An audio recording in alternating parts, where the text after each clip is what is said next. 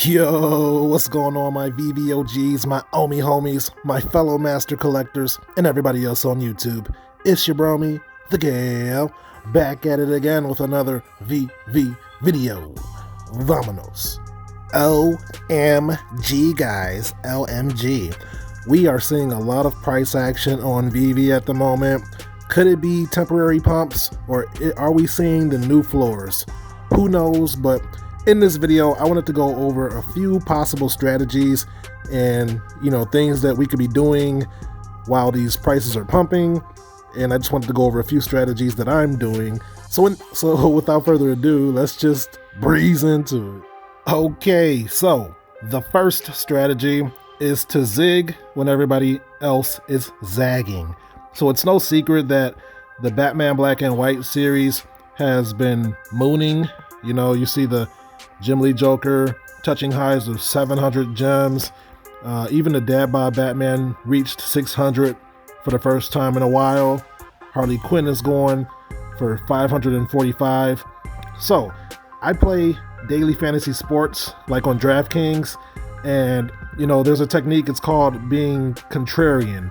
When everybody's playing LeBron James, you don't play LeBron James. You play Steph Curry. It's a way to get away. It's a way to go opposite of the field. You don't want to follow the herd, because that puts you in a better position to reach the top of the tournament. But anyway, I said that to say that you might want to take a look at Adventure Time. Okay, it's not as popular as Batman, but they do have like a cult following, and let's see, similar in this. They have similar edition sizes, season 1 collectibles. They were dropped in 2020, the same year that the Veve app was born. So yeah, you might want to take a look at BMO, 70 gems right now. He no doubt is probably gonna, touch, 100, 150 over time. And while everybody is FOMOing into the Batman Black and White, take a look at Finn Mertens, still sub 100 gems. And let's take a look. First appearance, season 1. Dropped in 2020, 7,500 editions, similar to Todd McFarlane. Obviously, he doesn't hold as much weight as Todd McFarlane, but still. Let's take a look at Jake the Dog, 160 gems. Let's scroll down here.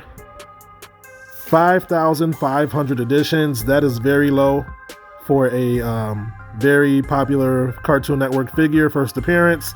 So you just might want to take a look at other collectibles while other collectibles are pumping. Mojo Jojo, still less than 350 gems. Okay, this is a very iconic character. All right, 3,000 editions. I have 2 myself. Definitely not pumping. I only have 2 and I'm not selling anyway. So 3,000 editions, that is very low. So while everybody's FOMOing into Batman Black and White, paying more than what they could have paid last week when they weren't thinking about them, you might want to take a look at all these Adventure Times. I don't know if we're going to get any more Adventure Time series. We might get one more. There's usually 3 series in a set or in a given brand or whatever. So we may see one more in the future. And if and when that happens, these will obviously do a little pumping. So there's less than 100, and there's only 5,000 of Princess Bubblegum. And yeah, that's just one area where other people can look. So you want to zig when other people are zagging. Let's move on. My bad, I forgot to mention my girls Blossom and Buttercup. Blossom has a floor of 175 at the moment, and there are only 5,000 editions. Season 1 first appearance, of course, 2020 drop. And then if we go to Buttercup real quick, she has a floor of 250 gems, and she only has 4,000 editions. 2 very iconic pieces, and Bubbles is way too much for the average investor. So yeah, but these are some other VV NFTs you can look into. Okay, so I want to tell you guys a stacking opportunity that I've been taking advantage of recently. So let's go down to the thing here. So I've been stacking Marvel Mighty's Fantastic Fours. I have 15 editions of the Thing right here. There are 28,999 editions of the Thing. And let's go to Mr. Fantastic. I also have 15 editions of him. There's also the same amount of editions as the Thing for him. Let's go to Invisible Woman. She has a floor of 25 gems, and she has 20,000 editions basically. And then if we go to the Human Torch, he has a floor of 71 gems currently. I have 4 editions of him, and he has 15,000 editions. So I've been stacking the Fantastic Four's first appearance with the Marvel Mighties for a few reasons. Reason number one, they should be one of the next biggest things to hit the Marvel Cinematic Universe in a year's time, or maybe a year and a half's time. And when that happens, it's going to be too late. So now is the time to be stacking such characters.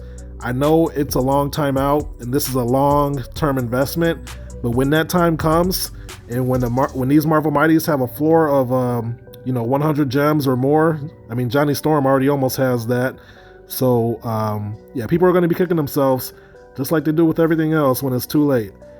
And another reason that I've been stacking Fantastic Four is because when we get to Immutable X, I believe I heard one time that we are going to be able to sell in sets, meaning we're going to be able to combine special packages to sell to other people. So I think once these Marvel Mighties sell out, when there's no more in the store, I plan on selling the Fantastic Four as a group package, a package of 4. I think that's going to be a thing. This might be the first time you're hearing about this, because I think I'm the first one to bring it up, but I do plan on selling, packages of the Fantastic Four. So I definitely need more Human Torches, so I can do more of those, but I think that's going to be a thing. Doom is a little bit too expensive, so I'll just keep those to complete my sets. He's basically 500 a pop now, so he's a little up there in price, but I think selling packages will be a thing. So now is the time to start thinking of, what kind of cool packages might you be able to sell? Like the Pop-Up Girls, that would be an expensive package because Bubbles is like 5K, but you can do a Sam Wilson and Steve Rogers package, or maybe like a Batman Who Laughs and Damian Wayne or something. I don't know, but yeah, just start thinking of possible combinations that you could start trading people in the future or whatever. So that's what I'm doing. I'm stacking the first appearance of the Fantastic Four.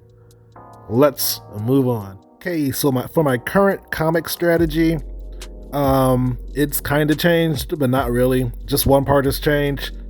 So I wanted to collect at least one edition of every single comic dropped on the app, but with that one recent comic, this one right here, they kind of messed that up because I'm definitely not paying a couple of $1,000 for a common right now. So I've kind of let that goal go. It wasn't that big of a deal anyway, but so I don't necessarily have to have every comic on the app, and I'm kind of just trying to focus on key grails and Silver Age comics that like Comics and Crypto say all the time. I'm trying to focus on the important comics that real comic collectors are going to take a look at once they join the app.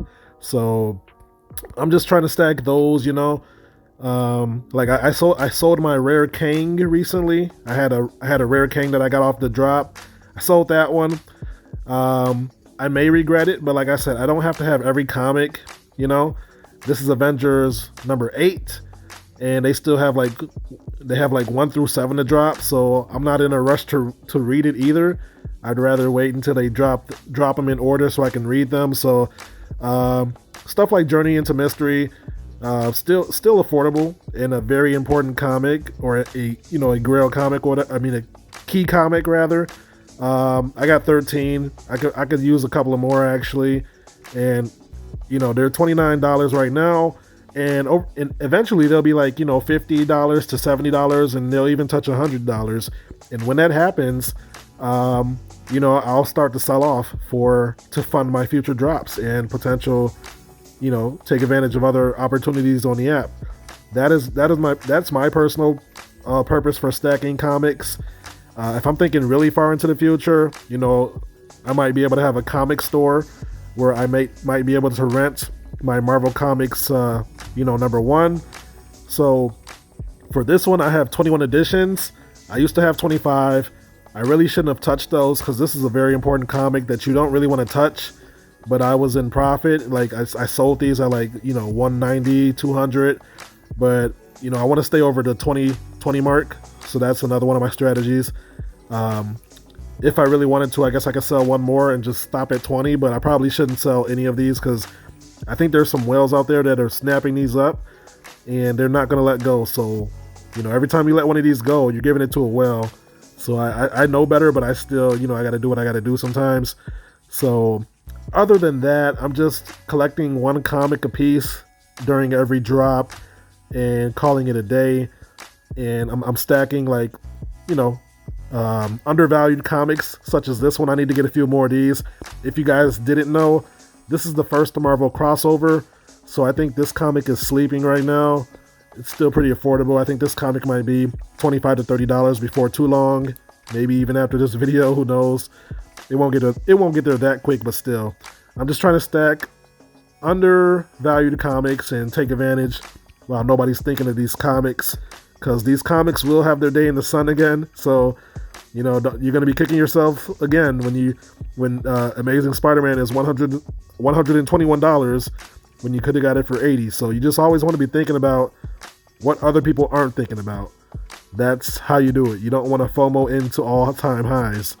That's how you end up with a lot of regrets.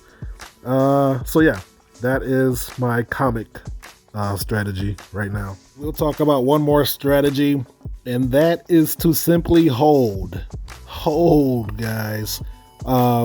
So I bought 3 Todd McFarlane Batman back in March 2021, March 12th, 2021, for $89.99. Okay, they currently have a floor of 5.8K. So if we go to the calculator, 89.99 times 3 equals $269. Okay, so if we do 5.8K, right? 500 right there times 3. So yeah, my Todd McFarlane would be worth $17,400 if I just held all 3. You know, $260 something turned into $17,000. I currently have 2 Todd McFarlane now, so it's worth $11,600. So basically 90 times 2, $180 turned into what? What did I just say? $11,000 just because I held for a little under 10 months. Okay, guys, holding is a powerful technique. Let's take a look at one more example. Okay, the Jim Lee Joker. So I also bought 3 of these for retail, $80 back in March. 80 times 3 equals $240. So I spent $240 in March, and they're currently $700 a piece. So that's $2,100 of gems. So if I would have just held, that $240 would have turned into $2,100. Holding is a powerful strategy, especially depending on what you're holding. If it's a season 1 first appearance, then you're probably good. You just gotta, you know, use your discernment and recognize if what you're holding is worth holding. Sometimes it's better to sell and put your money into something else. But when it comes to key collectibles, such as the, you know, Todd McFarlane, Jim Lee Joker, first appearance Harley Quinn, even the Penguin. I bought 1 Penguin for retail at for 43 gems. There's only 3,250. He currently has a floor of 666 gems, of course. And yeah, I mean, you know, if it's season 1, you're pretty much good. You know, it's not a guarantee, but odds are you're good. You know, season 1 collectibles, I'll preach it day in and day out. They're gonna do their thing, and I think they're all going to the moon. Some might take longer than others, but yeah, holding is a powerful technique. So don't be afraid to just sit back and relax. You don't have to jump into every new thing under the sun. Yeah, and with that being said, let's move on. And that's the video, my friends. If you made it this far, thank you for watching.